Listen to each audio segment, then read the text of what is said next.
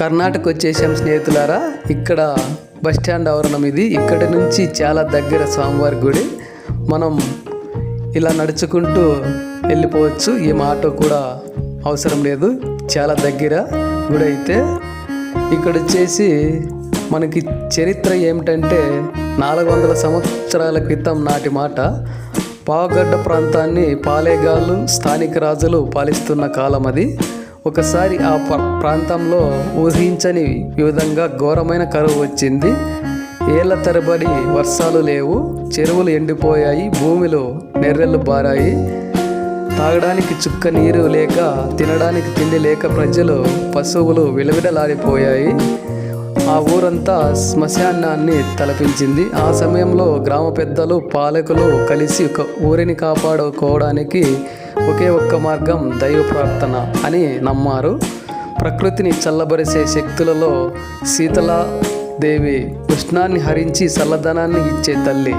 ఒకరు గ్రామస్తులంతా కలిసి భక్తి శ్రద్ధలతో అమ్మవారిని విగ్రహాన్ని ఊరి సరిహద్దుల్లో ప్రతిష్ఠించి కన్నీళ్లతో ప్రార్థించారు. ఆశ్చర్యకరంగా అమ్మవారిని ప్రతిష్ఠించిన కొద్ది రోజులకే ఆకాశం మేఘావృతమైంది.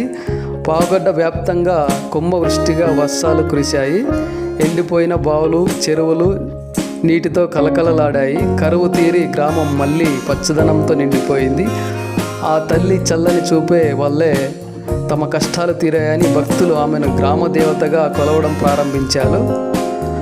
కాలక్రమేణా ప్రజల కష్టాలను, గ్రహ దోషాలను తొలగించడానికి అదే ఆలయం ప్రాంగణంలో శని మహాత్ముడిని విగ్రహాన్ని కూడా ప్రతిష్ఠించారు. సాధారణంగా శనిదేవుడంటే అందరికీ భయం ఉంటుంది. కానీ ఇక్కడ చల్లని తల్లి అయిన శీతలాదేవి పక్కనే శనిదేవుడు కొలువై ఉండడం వల్ల ఆయన కూడా ఇక్కడ వచ్చే భక్తులపై ఆగ్రహం చూపకుండా ప్రసన్నుడై కరుణిస్తాడని ఒక నమ్మకం ఏర్పడింది. అప్పటి నుండి ఈ క్షేత్రం శ్రీ శీతలాంబ సమేత శని మహాత్మ ఆలయంగా ప్రసిద్ధి చెందింది. తమ జీవితాల్లో కష్టాలు, శని దోషాలు ఉన్నవారు ఇక్కడికి వచ్చి స్వామి నువ్వుల నూనెతో తైలాభిషేకం, పూజలు చేస్తే శీతలాదేవి చల్లని చూపుతో పాటు శనీశ్వరుని అనుగ్రహం కూడా లభిస్తుందని నమ్ముతారు. అలా కరువు కాలంలో మొదలైన ఈ ఆలయ ప్రస్థానం నేడు ప్రతి శనివారం వేలాది మంది భక్తులు, ముఖ్యంగా తెలుగు రాష్ట్రాల ప్రజలతో ఒక పెద్ద పుణ్యక్షేత్రంగా విరాజిల్లుతోంది. ఇక్కడ శ్రావణ శనివారాల్లో ప్రొద్దున్నే 9 గంటల నుండే అన్నప్రసాదం మనకి లభిస్తుంది. ఎప్పుడైనా మనం వెళ్ళి భోంచేసుకొని రావచ్చు. స్వామివారి దగ్గర భోజనం కూడా చాలా బాగుంటుంది. చూడండి, భక్తులు ఎంతోమంది అన్నప్రసాదం స్వీకరిస్తున్నారు. మనం నెక్స్ట్ వచ్చేసి లెఫ్ట్ సైడ్ వెళ్తే కోటకు వెళ్ళే దారి ఉంది. ఇక్కడ చూడండి, ఇక్కడ బండ చాలా పెద్దగా ఉంది. ఇలాగే కోటపైకి వెళ్ళాలి. ఇక్కడే పక్కనే మెటికలు ఉంటాయి, అక్కడి నుంచి కోటకు వెళ్ళచ్చు. ఇక్కడ వచ్చేసి పాత గుడి ఉంది, చూద్దామని వచ్చాను. చాలా పాత టెంపుల్. ఇక్కడ ఓల్డ్ విగ్రహం అయితే ఉంది, చూసి నేను మొక్కుని వెనక్కి వచ్చేసాను. ఇలాంటి కట్టడాలు ఈ కోటలో చాలా ఉన్నాయి. ఇక్కడ కోట ఫస్ట్ ఎంట్రన్స్, ఫస్ట్ గేట్ అంటారు. ఇక్కడే రాజుల కాలంలో అప్పుడు కాపలా కాసేవారు భటులు. ఇక్కడి నుంచి చూస్తే పావుగడ్డ అంతా కనపడుతుంది. చూడండి, మనం ఇలాగే కోట వైపు వెళ్ళచ్చు. నేను ఒక్కనే వచ్చాను స్వామికి, అందుకని దాదాపు ఎక్కుదాం అనుకున్నాను. కానీ కొండ మళ్ళీ ఎందుకో ఒక్కనే అని నెక్స్ట్ టైం వద్దామని ఫస్ట్ గేట్ వరకు అలా వెళ్ళి వచ్చేసాను స్నేహితులారా. నెక్స్ట్ టైం మనం ఈ కోట తప్పకుండా వెళ్దాం. మీరందరూ మన ఛానల్ని సబ్స్క్రైబ్ చేసుకొని నన్ను సపోర్ట్ చేస్తే ఇలాంటి చారిత్రకమైన కట్టడాలు, చరిత్ర అన్నీ మీకు తప్పకుండా చెప్తాను. ఇక్కడ మనం కొంచెం ముందుకు పోతే భటులు నివసించడానికి కానీ అప్పుడు కాలంలో ఒక సత్రం మాదిరి కట్టారు. చూడండి, చాలా పెద్దగా ఉంది. లోపలైతే మనం పగుల్లో వచ్చినా కూడా చాలా భయంకరంగా ఉంటుంది ఈ ఏరియా.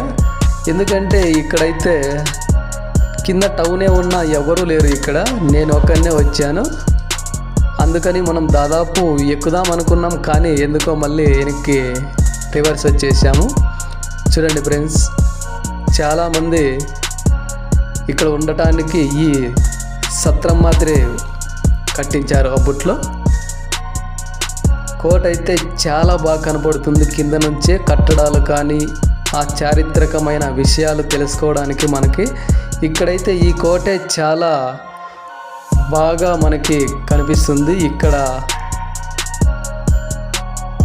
కింద నుంచే చూడడానికి చాలా చరిత్రమైన ఈ కొండ మనకి తప్పకుండా ఎక్కాలి అనే కోరిక కలుగుతుంది. కింద నుంచే మనం నెక్స్ట్ టైం ఖచ్చితంగా ఈ కోట సందర్శించాలని నేను అనుకున్నాను. మీరు నా ఛానల్ని అందరూ సబ్స్క్రైబ్ చేసి సపోర్ట్ చేస్తే మనం ఇలాంటి కొండలు చాలా ఎక్కి మీకు అందరికీ చూపించడానికి నేను రెడీగా ఉన్నాను. అప్పుడు రాజులు కిందకి వెళ్ళేవారు.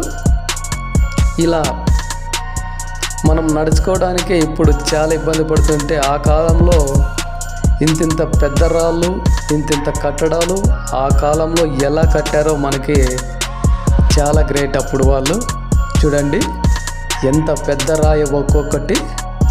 సుమారు మనమైతే ఈ కాలంలో 3-4 ఎత్తినా కూడా ఆ రాయి మనం ఎత్తలేం. చూడండి అంత పెద్ద రాయి ఈ కోటకి వాడారు.